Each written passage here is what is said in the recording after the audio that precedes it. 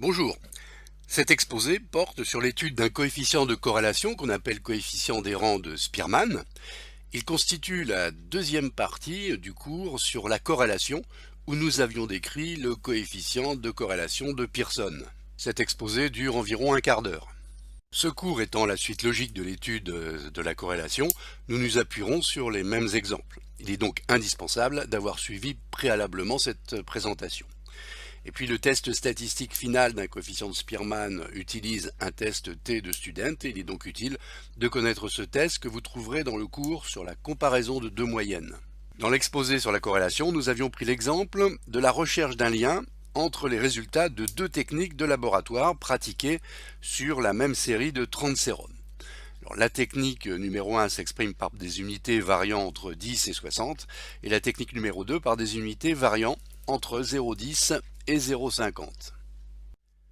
Et nous avions tracé le nuage de points des couples des résultats en portant en abscisse les valeurs trouvées par la technique 1 et en ordonnée les valeurs trouvées par la technique 2.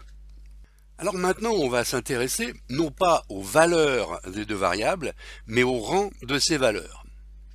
Alors il est très fastidieux de classer des chiffres, notamment lorsqu'ils sont nombreux, et la fonction rang dans Excel permet cette classification. Alors juste un petit mot pour ceux qui ne connaissent pas la fonction rang de Excel, qui permet de classer une série de valeurs selon leur rang. Alors ici, l'exemple d'une série de 10 valeurs dans les cases A1 à A10, et dans une case quelconque, par exemple ici en C1. Pour connaître le rang de la valeur 21 en A1, on écrit la syntaxe rang avec entre parenthèses A1 et après un point virgule la plage de la série avec les symboles $ pour figer la plage. Puis encore un point virgule et le paramètre 1 pour indiquer qu'on désire un rangement par ordre croissant. On obtient ainsi le rang 2 et cela signifie que la valeur 21 est la deuxième de la série. Puis on continue de proche en proche, la valeur 43 est la septième valeur, et en tirant la fonction jusqu'au bout de la série, on obtient la liste des rangs. Alors on remarque que Excel décide de placer au rang numéro 4 les deux valeurs ex aequo 28, et ensuite passe directement au rang numéro 6. Alors on examinera ce petit détail plus tard. Revenons à notre exemple. Sur le tableau de gauche figurent les valeurs des résultats des deux techniques et sur le tableau de droite, les rangs de ces résultats pour chacune des techniques parmi les 30 sérums de la série étudiée. Et maintenant, nous pouvons tracer le nuage des couples des rangs pour chaque technique. Nuage qui ressemble un peu à celui de la corrélation des valeurs, mais ici, l'échelle des abscisses et des ordonnées n'est pas la même. Ce sont les rangs qui s'étagent de 1 à 30. Et comme pour le coefficient de corrélation, on peut tracer la droite des moindres carrés et obtenir directement son équation avec PowerPoint ou Excel. Alors, on ne va pas finasser trop longtemps et je vous livre brutalement la formule de son calcul sans trop chercher à la justifier. Alors, elle n'est pas si compliquée. Au numérateur, ce qu'on appelle la somme des xi moins yi au carré et la somme des carrés des différences des rangs pour chaque couple de résultats. N étant le nombre de couples. Appliquons cette formule à notre exemple. On commence par calculer les carrés des différences. Par exemple pour le sérum numéro 1, 23 moins 21 égale 2, ce qui fait 4 au carré. Et on fait cette opération pour chacun des couples. On en fait la somme, ici 840, et le calcul peut se faire simplement en appliquant la formule. On trouve ainsi un coefficient de corrélation de Spearman, R petit s, égale à 0,81. Alors malgré cette simplicité, vous pouvez aller encore plus vite avec Excel en appliquant la fonction coefficient de corrélation, mais cette fois-ci aux deux colonnes des rangs et non plus aux valeurs. Donc ici, coefficient corrélation de la plage D3, D32, E3, E32, et on obtient directement le coefficient de corrélation de Spearman. Donc opération extrêmement simple. Alors je reviens sur ce petit problème du traitement des ex aequo avec Excel, car dans l'exemple des techniques de labo que j'avais pris, je m'étais arrangé pour qu'il n'y en ait pas. Alors nous avons vu que lorsqu'il y a des ex aequo, la fonction rang de Excel attribue le même rang à tous les ex aequo. Ici, dans ce petit exemple, Excel a attribué le rang numéro 13 aux deux valeurs 120, puis il a sauté le rang 14 pour passer directement au rang 15. Alors, la plupart des logiciels, et notamment Stata, préfèrent moyenner les rangs des ex-aequo. Ainsi, au lieu d'attribuer deux fois le rang 13, on fait la moyenne des rangs qui se succèdent. Par exemple, 13 plus 14 divisé par 2, soit 13,5. Et on passe donc directement ensuite au rang numéro 15. Donc s'il y a des ex-aequo et que vous avez envie d'obtenir le même coefficient de corrélation de Spearman que les autres logiciels, eh bien il vous faut corriger manuellement les ex-aequo. Alors un coefficient des rangs de Spearman s'interprète exactement de la même manière que le coefficient de corrélation de Pearson. Il est compris entre les valeurs moins 1 et plus 1. Un coefficient proche de 1 témoigne d'une forte corrélation positive. L'exemple de droite montre une corrélation médiocre. Un coefficient proche de 0 correspond à l'absence de liaison entre les deux séries. Et enfin, un coefficient négatif proche de moins 1 témoigne d'une corrélation forte mais négative. Plus x est élevé, plus y est bas, et réciproquement. Dernière étape, comment vérifier que le coefficient de Spearman obtenu est significativement éloigné de 0? Comment tester un coefficient de Spearman? Alors on démarre par le jeu des hypothèses, similaire à celle du coefficient de corrélation de Pearson. Sous l'hypothèse nulle H0, le nuage des points des rangs ressemble à une patate. La droite des rangs dans la population théorique dont sont issus nos échantillons est horizontale. Le coefficient de Spearman dans cette population théorique, c'est pour cela que je le nomme ici ρ, est égal à 0.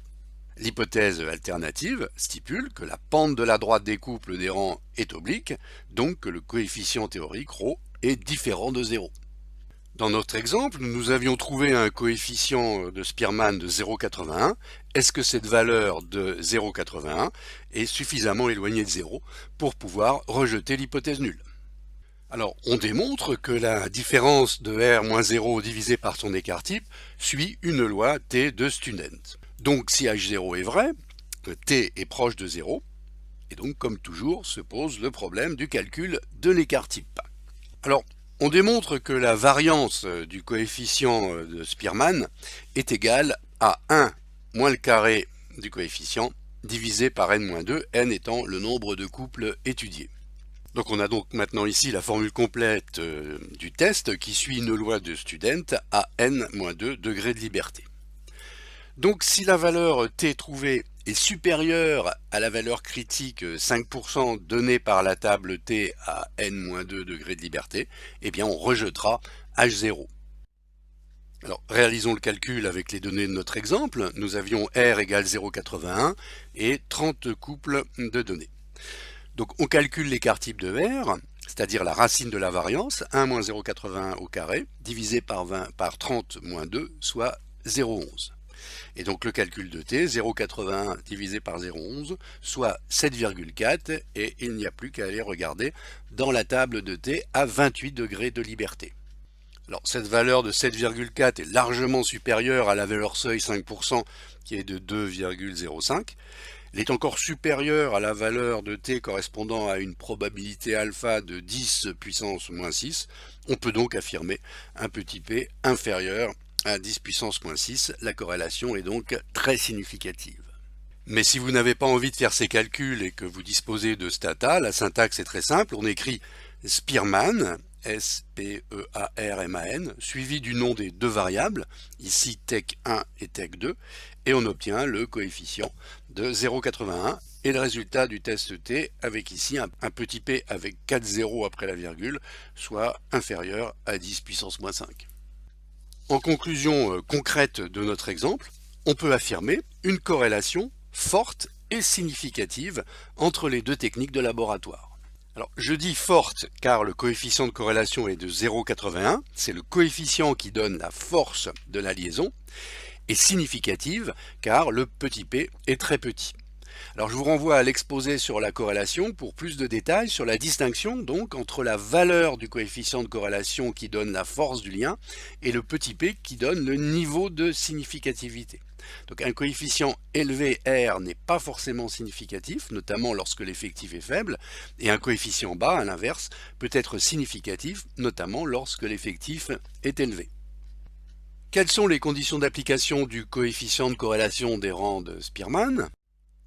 Comme pour le coefficient de Pearson, les deux variables x et y doivent être aléatoires, et pour chacune d'elles, les observations doivent être indépendantes. Ensuite, le nombre de couples à tester doit être supérieur à 10, et enfin, la série ne doit pas comporter trop d'ex-aequo.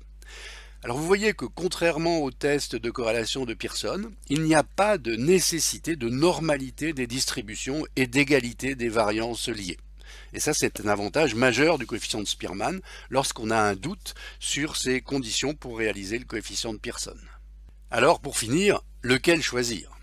Alors, vous avez vu que pour le même exemple, on obtenait un coefficient de corrélation similaire, que ce soit le Pearson ou le Spearman étant sans doute légèrement inférieur, mais cela n'a pas affecté la significativité qui était très grande de toute façon. Alors le Spearman, comme on vient de le dire, permet d'échapper aux conditions de normalité et d'égalité des variances liées, et c'est un avantage majeur. Alors en fait, le coefficient de Spearman est encore peu connu car il a été moins utilisé que le coefficient de Pearson en raison d'un inconvénient qui était rédhibitoire avant l'apparition des logiciels, à savoir la nécessité de trier les valeurs pour connaître leur rang. Mais on a vu qu'avec un tableur, cette opération est quasi immédiate, donc actuellement, aucune raison de se priver de cet outil qui est le coefficient de corrélation des rangs de Spearman. Alors voilà un petit exemple exagéré pour vous montrer le danger du coefficient de corrélation de Pearson lorsque les conditions ne sont pas remplies. Alors sur ce graphique, on voit un nuage de points dont la quasi-majorité ne sont pas corrélées en bas à gauche. Mais en raison de deux valeurs aberrantes qui pèsent un poids très lourd dans le calcul, on trouve néanmoins un coefficient R de Pearson de 0,82 et le test montre un petit p très faible. Et donc on serait tenté de conclure à une liaison significative alors que manifestement ce n'est pas le cas si on regarde la majorité des points. Alors, en appliquant le test des rangs, qui affecte tout simplement aux deux points aberrants les deux derniers rangs, puis on observe le nuage de points suivant et un coefficient de Spearman de moins 0,09, clairement peu différent de 0. On ne peut donc pas rejeter l'hypothèse nulle. Et donc c'est bien évidemment le coefficient de Spearman qui est le seul à retenir dans ce cas de figure, où on voit bien que les deux distributions marginales des valeurs en haut ne suivaient pas une distribution normale. Et je conclurai, comme dans le cours précédent sur la corrélation de Pearson, en rappelant que quelle que soit la force et la significativité d'une corrélation, elle n'est aucunement la preuve d'une causalité. Par exemple, il y a une très forte corrélation entre la vente ambulante de glace sur la plage et la survenue de coups de soleil. Est-ce que la consommation de glace est pour autant la cause des coups de soleil? Eh bien, je vous laisse méditer cette importante question et je vous dis à bientôt. Il existe de très nombreux ouvrages de statistiques et donc je me limite à vous proposer ici les deux bibles en ce qui concerne les statistiques médicales et biologiques, le Schwartz et le Bouillet. Et je vous mets enfin le lien du site Biostat TGV, site très bien fait, qui vous permet en libre accès d'effectuer très simplement en ligne tous les tests que nous avons vus, y compris les tests non paramétriques, en effectuant un simple coupé-coller des séries des valeurs que vous avez stockées sous Excel.